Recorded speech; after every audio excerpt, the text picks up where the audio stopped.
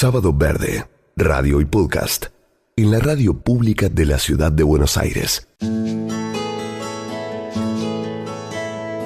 Irene Weiss es la profe. Revelaciones, ideas, crítica con sentido. La ciencia y la investigación, más simple y más cerca. Irene, en Sábado Verde.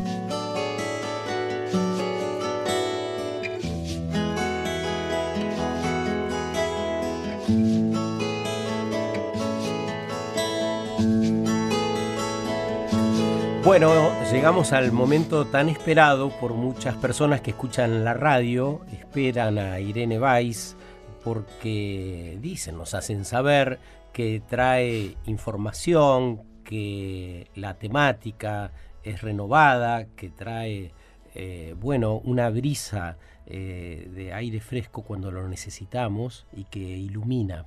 Así que es un gusto otra vez poder conversar con vos otro sábado, Irene. ¿Cómo te va?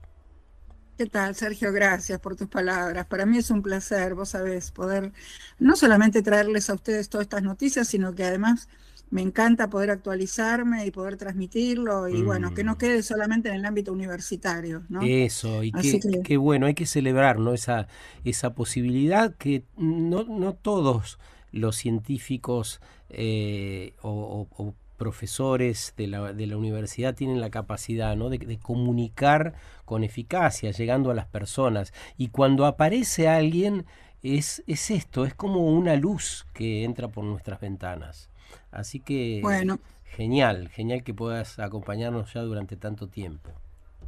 Bueno, me alegro mucho. Vos sabés que esta noticia de esta semana me sorprendió bastante porque en realidad los biólogos de mi edad nos sorprendemos de cómo van cambiando las teorías respecto de cuando estudiamos, ¿no? Porque claro, lo único permanente en ciencia es el cambio, eso lo sabemos. Y sí, como dice mi colega Alberto Kornblit, la ciencia es una suma de verdades transitorias, ¿no? Y lo que traigo hoy justamente tiene que ver con esto, porque hay una noticia que realmente sorprendió en varios portales, y lo que más me gustó es que proviene de una organización sin fines de lucro que hace ciencia abierta, viste que siempre pregonamos que, sí. bueno, a veces hay distintas editoriales que incluso hasta cobran para poder publicarte un paper, ¿no? Y después te tenés que pedir no sé cuántas autorizaciones por los derechos. Bueno, en este caso, la verdad es que fue muy interesante porque se publicó en una revista, en un grupo en realidad de portales que se llama PLOS Biology, PLOS. PLOS quiere decir Public Library of Science, o sea, la Biblioteca Pública de Ciencia, ¿no? de los Estados Unidos. Esto ocurrió en la Universidad de Nueva York. Y lo que cuentan en esta noticia que, digamos, tiene el primer plano dentro del portal es que la evolución no es aleatoria, como se creía, ¿no? O sea, Sí. Los científicos descubrieron hace poquito que los mismos genes que se usaban hace cientos de millones de años siguen activos. O sea, eso es lo que sabes que es lo que se llama en biología convergencia evolutiva. O sea, aparecieron en distintos momentos de la historia con distintos orígenes muy lejanos, ¿no? De un lugar de una punta a otra de la Tierra, y tanto en tiempo como en espacio, el mismo patrón de genes, ¿no? Y eso es algo que no es que contradiga la teoría de Darwin del origen de las especies, pero que la refuerza con algo nuevo que no se conocía, ¿no? O sea, si querés te cuento un poco cómo es Sí, esto. claro, por supuesto. Bueno, la evolución parece seguir un patrón con más frecuencia de lo esperado, ¿no? Y en este caso trabajaron con grupos de especies que son muy fáciles de criar, y que son las mariposas y las polillas, lo que se llaman los lepidópteros, ¿no? en la jerga científica, y descubrieron los investigadores que estas especies que están, como te decía, muy lejanamente emparentadas, usaban un mismo par de genes durante más de 100 millones de años, 120 millones de años en realidad, para producir los colores de advertencia de que son peligrosos, o sea, para que las aves no las coman, ¿no? Que son sorprendentemente similares. O sea, en lugar de alterar los genes en sí, la evolución lo que hace es modificar la activación y la desactivación, como que se prende una luz y se apaga, ¿viste? Así actúan Sí. los genes, ¿no? Y bueno, este descubrimiento sugiere que la vida podría evolucionar de maneras más predecibles de lo que se creía, digamos, en la época en que yo estudié biología hace tantos años. Y bueno, estos 120 millones de años que transcurrieron desde que aparecieron estos primeros colores hasta el día de hoy son los mismos.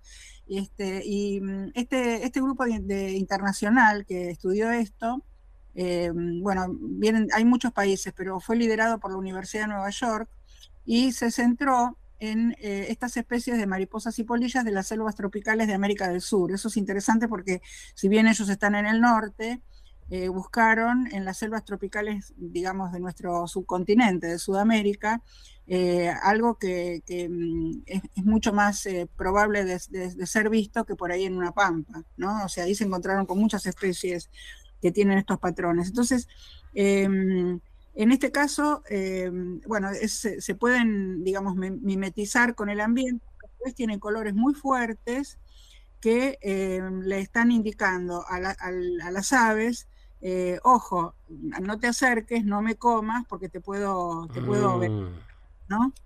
Claro. Es un fragmento de ADN en realidad que se asemeja mucho a una estrategia que se observó en otras especies.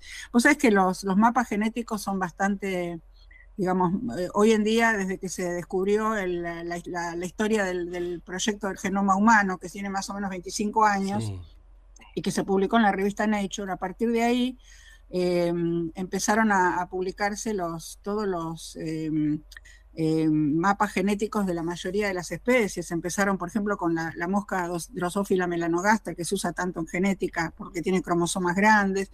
Después siguió con otras especies. Bueno, y es muy interesante porque, digamos, de alguna manera te permite, una vez que vos tenés el mapeo genético de una especie, te permite ver cómo evolucionó, en este caso, por ejemplo, desde que aparecieron estas mariposas y estas polillas en la época de los dinosaurios, ¿no? Ah, impresionante. Sí, es impresionante. O sea, hay rutas genéticas recurrentes con esta convergencia evolutiva que yo te decía y bueno, es algo que como me parece a mí que enriquece bastante la teoría la teoría, en realidad ya no es teoría, lo que está, digamos, mundialmente aceptado del origen de las especies, ¿no? O sea, son especies que están muy lejanamente emparentadas, están en distintos lugares también lejanos, porque algunas mariposas, salvo las migradoras, no tienen una gran capacidad de vuelo en todo su ciclo, pero se parecen mucho entre sí, y las aves parecen haber aprendido también a lo largo de la evolución que un patrón de un color específico significa, entre comillas, no comer, no me comas, que somos tóxicas, ¿no? Claro, claro. O sea que también aprendieron las aves de distintas partes del mundo y en distintos momentos de la historia a identificar esta particularidad. Sabiduría que naturalmente nosotros no tenemos, ¿no? De poder divisar algo que por el color podría hacernos mal. No sé. Claro, sí, pero vos sabés que... Sí, perdón. No, decime. que hay casos terribles y dramáticos con los hongos, ¿viste? Que a veces la gente confunde y están los venenosos que causan la muerte en poco tiempo, ¿no? Sí, absolutamente, pero bueno, en el caso de los hongos venenosos a veces no tienen estos colores, en algunos casos sí, pero en otros no, en otros inclusive hasta son muy parecidos, claro, los venenosos a los no venenosos. Bueno, en este caso lo que se da es que, bueno, justamente la característica es que las aves pueden identificar exactamente cuáles son las que no tienen que comer, ¿no? Y esto tiene muchos vericuetos que abren muchas puertas, digamos, para el futuro científico en el mundo, porque comprender que la evolución a menudo sigue rutas genéticas establecidas podría ayudar a la ciencia a anticipar de alguna manera cómo las especies pueden responder a cambios ambientales o climáticos, ¿no? O sea, si la naturaleza tiende a reutilizar las mismas soluciones biológicas, predecir futuras adaptaciones podría ser más factible de lo que se pensaba, ¿no? Y eso es algo que yo no me imaginaba en absoluto que esto podía ser así, ¿no? Y yo me alegro realmente que esta organización, plos.org, que pueden buscar, está en primer plano en el portal, que como les decía, lo que significa es Public Library of Science, o sea, la Biblioteca Pública de Ciencia. La sigla en inglés es PLOS, PLOS, .org. Esta, digamos, si lo pueden estar buscando mientras yo estoy hablando, ¿no? Sí, claro. Lo bueno es que ellos tienen la absoluta convicción de que en un mejor futuro es cuando la ciencia es abierta a todo el mundo, para todos, y no tener que estar, digamos, solamente accediendo a la gente que tiene una contraseña porque pagó la suscripción o algo así, ¿no?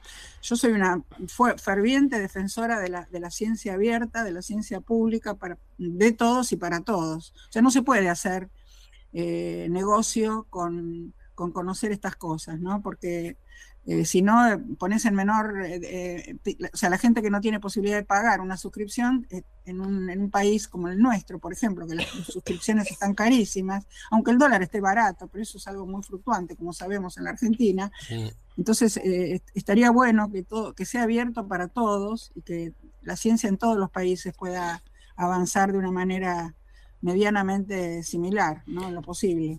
Los científicos de todos modos cuentan con lugares de acceso libre, ¿no? Sí, hay ahora cada vez más, por suerte, pero vos sabés que me acuerdo cuando yo era investigadora del CONICET, había publicaciones donde, o sea, el CONICET de alguna manera te obliga a publicar en revistas de alto, como ellos llaman, de alto impacto, ¿no? Sí. Quiere decir que mucha gente las consulta. Las consultas, exactamente. Y a mí me pasaba que a veces me pedían pagar en épocas en las que era imposible pagar por eso. A veces uno conseguía decir, bueno, estoy en un país donde esto no me es posible, y medio como que te perdonaban, pero era un círculo vicioso, porque si no podías publicar en esas revistas, el CONICET, si no eran revistas de alto impacto, no te consideraba cuando hacían los informes. Yo me cansé un poco de eso, la verdad que ahora todo es mucho más sencillo en ese sentido, porque al haber internet, yo te estoy hablando en la época que yo empecé, que no había internet. Entonces uno recibía los biological abstracts o los current contents, los contenidos corrientes, como les decían, o los resúmenes biológicos. Entonces vos recibías, era como una guía telefónica donde estaban los resúmenes, entonces te contactaba con carta con el autor, y el autor te mandaba la separata del trabajo, ¿no? Podía pasar meses, ¿no? Sí, meses, hasta recibir pero ahora vos información. sabés que a mí me pasa. Mira, publicaciones que yo hice hace, qué sé yo, 30 y pico de años, en los 90, todavía me siguen pidiendo separatas de algunas que no están en internet. O sea, muchas revistas se digitalizaron y por suerte tienen acceso abierto. Me pasó ahora que con la mudanza yo no me traje todas las separatas, imagínate, de todos los papers, pero por suerte tuve el tiempo de poder seleccionar las que estaban en internet y las que no estaban. Entonces me traje nada más que las separatas que me quedaron de las publicaciones que no subieron a internet. Irene, para terminar y volviendo al tema propuesto para esta semana, este descubrimiento que sugiere que la vida podría evolucionar de manera más predecible de lo que creíamos, ¿nos permite saber algo acerca de la evolución humana? ¿Es aplicable a la evolución humana? Mira, todo lo que se hace justamente en otras especies, en este caso son insectos, ¿no?